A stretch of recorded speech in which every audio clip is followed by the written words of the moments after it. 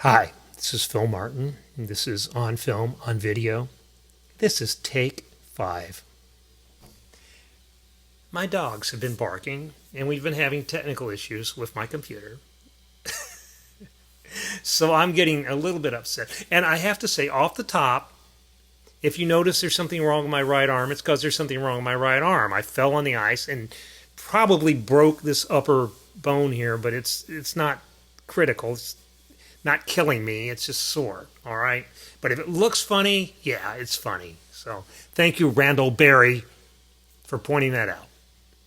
Anyway, I won't call anybody else out by name, but if you think it's funny, that's funny. Ha ha. I hurt. Good. But my topic, which I have.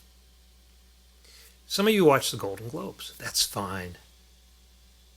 I hear the show wasn't very good. I hear that, it was kind of awful. But Amy Poehler and Tina Fey did what they could given the circumstances. The pandemic sort of.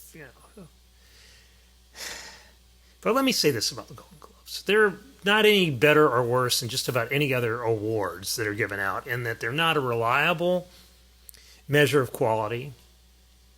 But if you agree with them, you agree with them. You don't agree with them, that's fine too. I mean, it's sort of like they're not any better or worse in that regard than any other award show, including the one put on by the Academy of Motion Picture Arts and Sciences. The Oscars aren't very reliable at identifying quality either. I mean, it's sort of like there's a certain middle brow white elephant movie that wins Oscars, and we all know what that is. And there's another kind of movie that never gets, rewarded at these things, and that's fine, because the people who are making those kind of movies generally aren't looking for Oscar glory anyway, and the people who are making the Oscar movies are really looking for box office and thinking that this was, making a prestige movie is one way to get there. And it's a business. I mean, it's always a business. It's always, everybody's looking for a return on their investment and stuff like that. That's fine. We don't need to belabor that point. But I do want to say a couple things, or maybe just one thing, about the Hollywood Foreign Press Association. And that it's a corrupt organization. There's nothing wrong with it that a good RICO warrant wouldn't cure. If you want a Golden Globe or a Golden Globe nomination, it's pretty easy to secure one. All you got to do is wine and dine and put up the members of the Hollywood Foreign Press Association in a nice hotel for a couple of nights and have George Clooney or whoever, your biggest star, come down and schmooze with them a lot. And unless somebody does a better job of sucking up to them than you do, you're going to get a nomination. Now, I don't know about, actually getting a Golden Globe, for what it's worth. But, then you're going to get a nomination. That's just the way it is. That's just the way they play that game. And that's the reason the organization exists. So they can suck up and have their picture taken with George Clooney and Julia Roberts and people like that. And that's not okay, but that's reality. That's the way it is. And it's not as bad as I'm making it sound, because the mainstream entertainment press in this country is basically a lapdog. It's basically driven by the publicist, who control the access to the people that, like me, who want to talk to these people. Fine. It's a dirty game. And, if you want to play it, you want to play it. We don't play it. I mean, we really don't. I mean,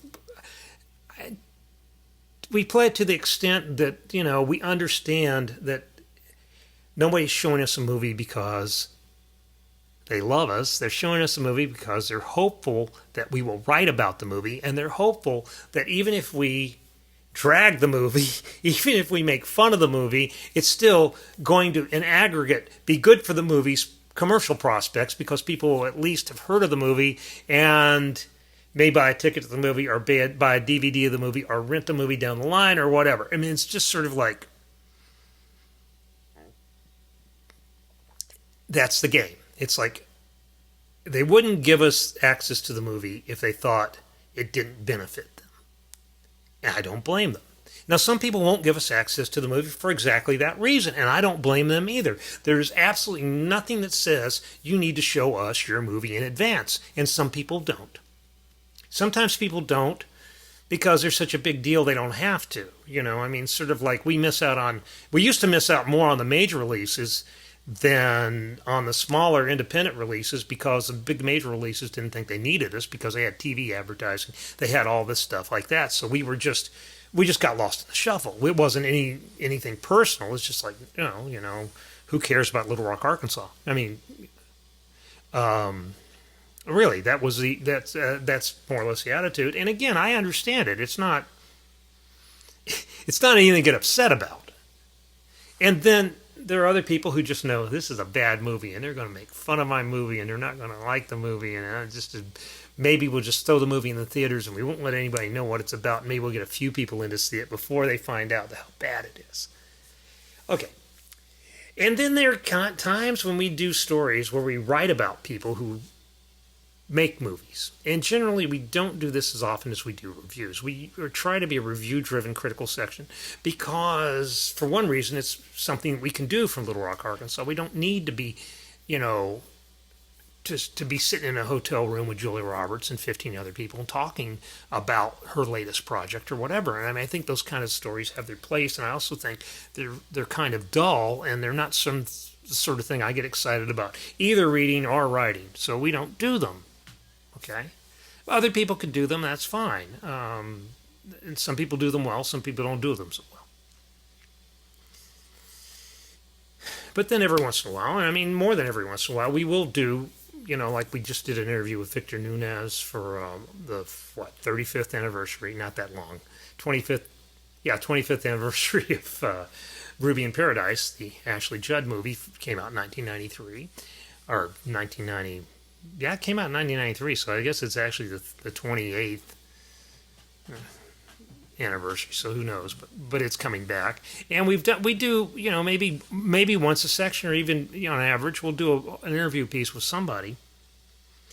And generally, the way we do these things is people send me. I get maybe 50 a day.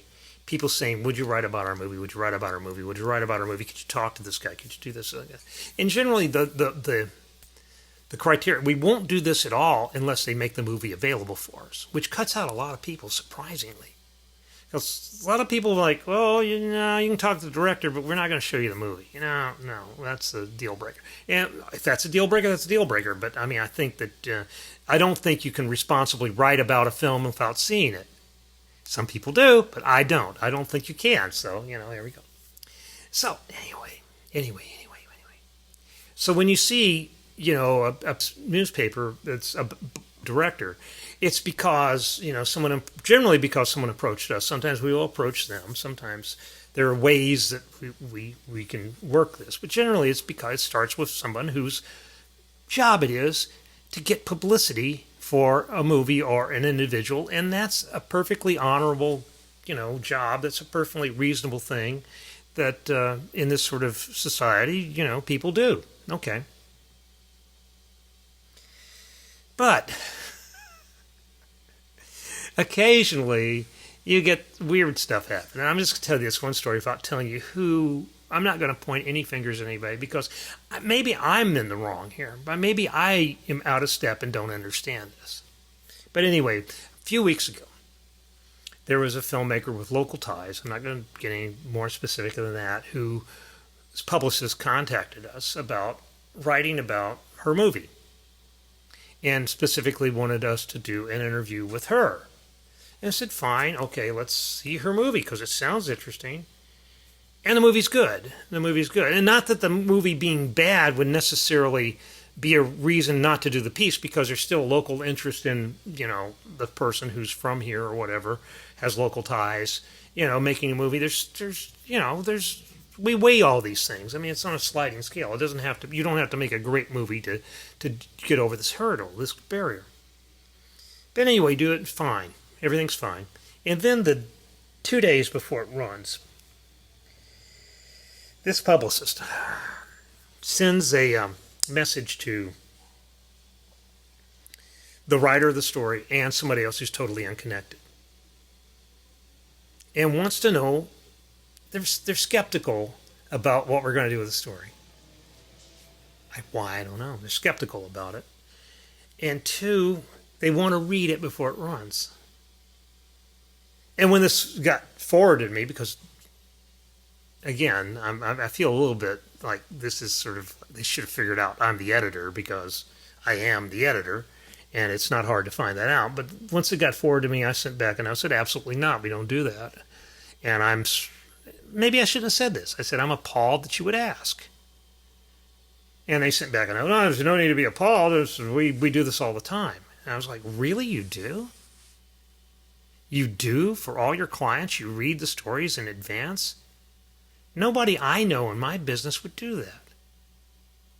At least I don't think anybody in my business would do that. I don't think I know anybody would do that. Maybe I'm wrong. Oh, that's my big question. Am I wrong about that? But it seems to me like you don't give people, I mean, that's a basic journalistic sort of thing. You don't give the source, the subject of the story, approval of it. You don't let them read it before it runs the newspaper. So we didn't, and they were fine with the story once it ran. I mean, it wasn't like there was any complaints or anything like that. And I am honestly not sure that this guy's not right, that maybe he does do this all the time, and maybe it is sort of more standard practice than it used to be. Anyway, so just remember that when you're reading stuff in newspapers, and our newspaper and every other newspaper, about stars and movies and stuff like that, a lot of this stuff is it's one hand washing the other in a way. I mean, it's sort of like we try to be honest and transparent, but these are stories that are pushed by people. That's why they get there. I mean, and I've heard stories, and I believe them to be true, because we've been victimized by this before, that some, big newspapers will promise, space, like on the Sunday front of a section, to a studio in exchange for an exclusive with one of the stars or something like that, exclusive interview. And that kind of horse trading goes on. I didn't know it went on. I'm surprised it goes on at that level. And that's something we wouldn't do. Let's put it that way. We've had incidents with local guys who, they want to give an exclusive to somebody else. That's fine. I just want to, get the stuff when we can get the stuff. I mean, I think everybody understands that now. I'm not really trying to scoop anybody. I just want to cover it because we're a critical section. We're not really interested in the logistics and who's got what signed by who and, what's the deals are behind the scenes. We're not that kind of publication. We're not in position. We're not prepared to be that kind of publication. We just want to see the movies and write about them and give you a read about something to, give you something to think about these things. That's all. It's very simple. But it's an ugly business. And I'm really glad I don't deal with it on a daily basis. I spend way too much time, I think, with trying to arrange things, but that's just part of the job. I mean, it's not like there's anybody doing anything for it. And we're not like the people on Flack or Call My Agent or something like that. We're not in cahoots with these folks anyway. So anyway, I'm going to leave you on that note and let you know that if you're looking at my arm still, yes, it hurts. Fine. And we will be around next week and the week after, and we'll see you soon. Take care, and pretty soon, mask up and all that, but we'll be able to spend a little bit more time in closer proximity to each other. So take care. We'll see you later.